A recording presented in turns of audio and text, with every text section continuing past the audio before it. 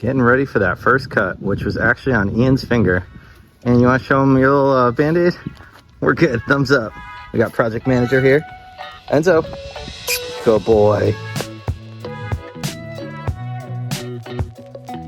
What's up guys, I'm Woke. I'm an artist from Connecticut, and I've always wanted my own wall in my own backyard to paint whatever I want on it. And today, that's finally gonna happen. Check it out. All right, so I am on my way to get some wood. We're gonna build this wall. My buddy Ian. I have no idea what we're doing. He has some idea, so let's see what happens. We built a wall in the store. Should we go one more? 4 is better than 3, right? Oh, the set's gonna kill me. Gotta make sure it's perfect. Absolutely perfect. Is it perfect? It's perfect. Toss it on the pile. Good to go. I was gonna pull the truck up. Ian, I don't mean to ply, but would you do me a favor? Just for you, Kevin. I've got 2x4 more jokes. Our first problem, our very first problem, is there's clearly a difference in length because we grabbed from 2 piles. Okay, we fixed that, we sorted it out, and we got to building a frame. So Ian had a great plan, just kind of framed it out, and throw the plywood on top and screw it in.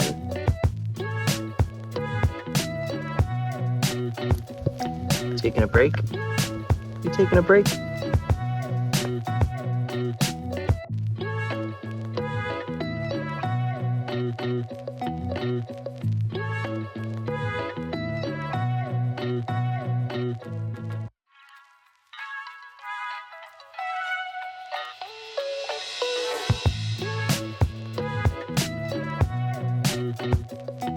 Once everything was put together, it was time to make sure I put some primer on there just to protect it from being outside. Mold and mildew resistant. That is expensive.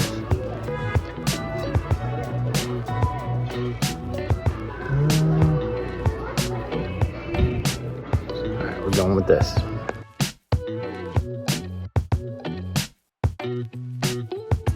It was definitely a pain to prep these boards. The primer was just soaking right into it, but without it, the spray paint would not adhere to it as easily, so it's definitely beneficial.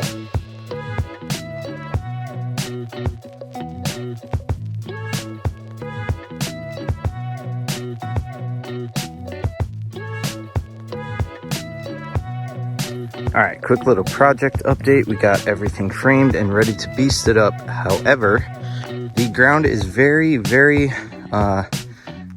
uneven, so I'm going to sand these, put bags of sand on the back to hold them, and then try to put bricks in the front to try to create a more level surface. Just carried bricks and sandbags from the car, so I'm a little out of breath, but let's see.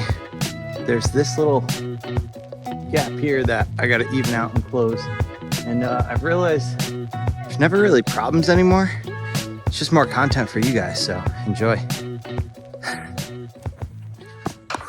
It may not be perfect, but it's standing and it's perfect enough for me. So here's the wall.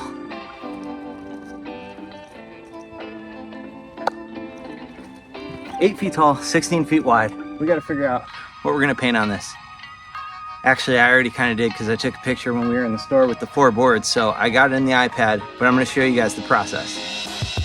Okay, I'm using a program called Procreate, and I put the picture from the store into the program, and I'm using one of my graffiti sketches and just tweaking it a little bit. And for a character, I thought it'd be fun to add a little pig. Whenever I start my sketches in Procreate, I like to use the 6B sketching pencil, and then just keep adding more layers, sketching on top until I like where it's at, and then I go in with the technical pen to just kind of make sure everything is smoothed out and just perfected. So here you can just see me going in and fine-tuning all the line work, making sure that I have a nice line drawing to transfer onto the wall. The next step was to start thinking about some background for this little pig. I wanted him to have like a happy little environment, So I started laying in the ground where I thought that should go, and just kind of creating like a nice little skyline landscape, kind of atmosphere, some clouds, just a happy background for him. He deserves it. And I'm going to stop this in a sec because I don't want to show too much and give the final outcome away. So stop right here and get into the projecting.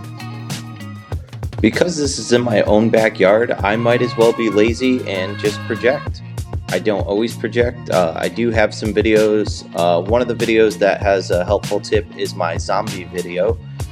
I'll put that on the screen now. But yeah, I'm lazy. It's convenient, whatever. I'm just excited to paint. I can't wait. Tomorrow's the day. Let's go.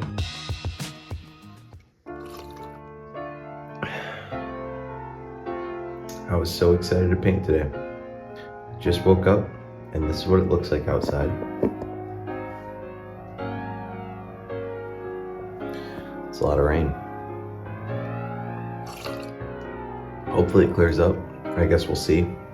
But at least the wall's still standing. Still raining. All right, cut the sad crap. Finally time to paint. We're gonna start with some background.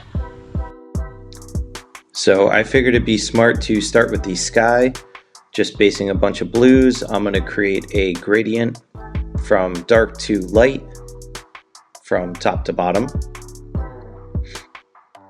So here I'm just kind of angling the can to kind of get like a nice blend going. I'm not too worried about smoothing it out too much because I am going to layer some clouds over that. For this portion of the mural, I am using the stock cap that comes on the Montana Black cans.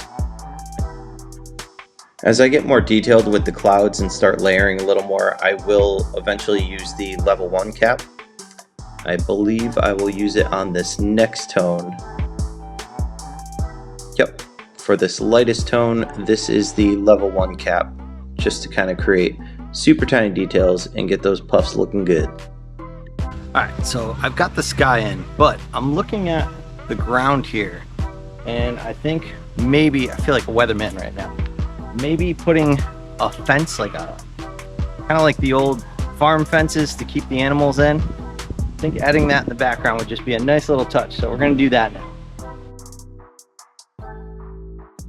It's always nice when these last minute ideas come into play and actually work out well and just kind of create a little more to the environment of the piece and just make it a little more whole.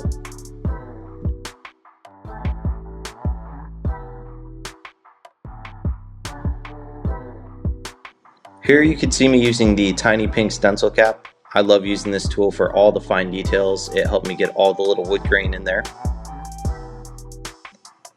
And now we're going to base some grass.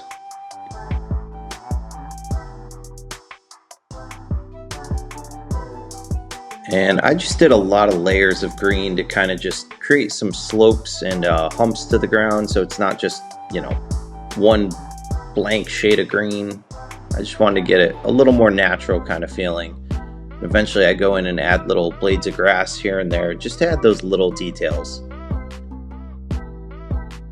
And obviously once the grass was done, the whole background was done, so I was able to start working on the piece, which at first I was not sure what color I was going to go with, but I figured because I did blue and green, maybe a red base for the fill color would be nice, so that's what I went with. I didn't want to keep it just one tone of red, so I went with a dark to light kind of fade throughout the piece, starting with actually black at the bottom into a deep red, and then to the lightest red up top. And I even go back and add highlights on top of that with lighter pink tones.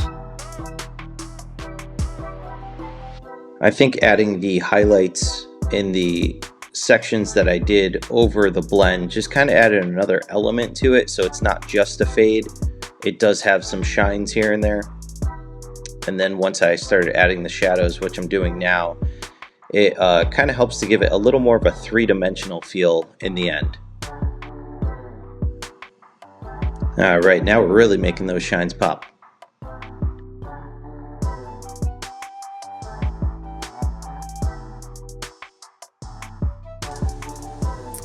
screwed up bad.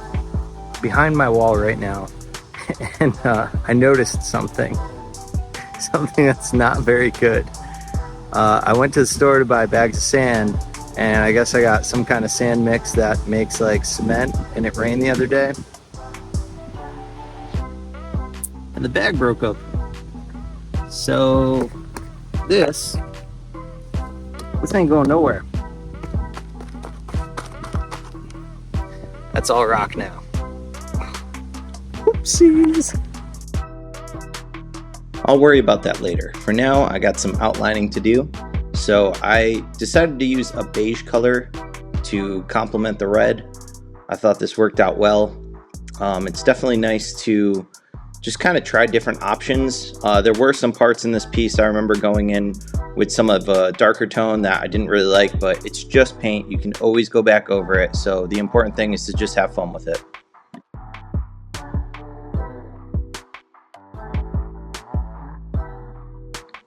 I definitely like the effect that was happening from the shadows that I was putting in. It just kind of looked like the letters are a little more 3D. That's something that I definitely like to incorporate in my work. So I was happy in the end with the color combo and how the shadows just kind of help to push that 3D look. And as always, I just want to take a quick second to tell you guys about my website where you can find all my merch. There is stickers, there are shirts, there's prints, there's even original artwork. So check it out. It is kbooart.com.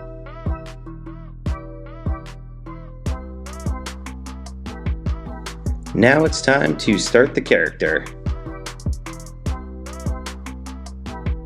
I'm just basing it with just a nice mid-tone of pink just to get that down as a base, and then just kind of layer highlights on top of that and work up the contrast.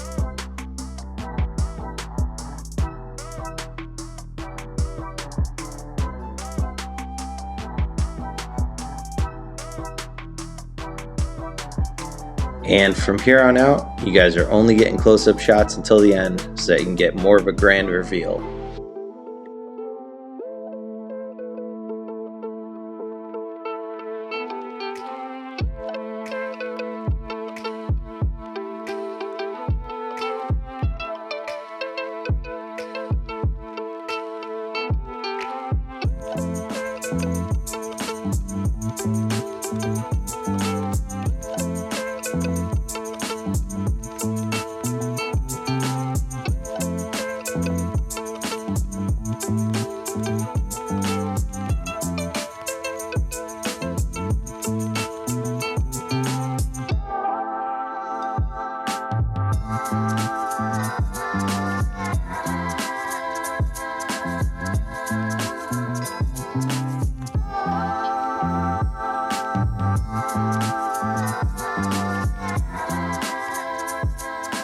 Alright guys, I'm all done. I'm about to show you the wall behind me, but I just want to take a quick second to say thank you guys for watching. And if you did enjoy the video, you know what to do. Be sure to like, subscribe, share it, show everyone. And also, in the comments, please be sure to thank Ian. Just right, thank you Ian, because without him, this wall would not have been possible. So thank you guys for watching. I appreciate it. And here's the final product.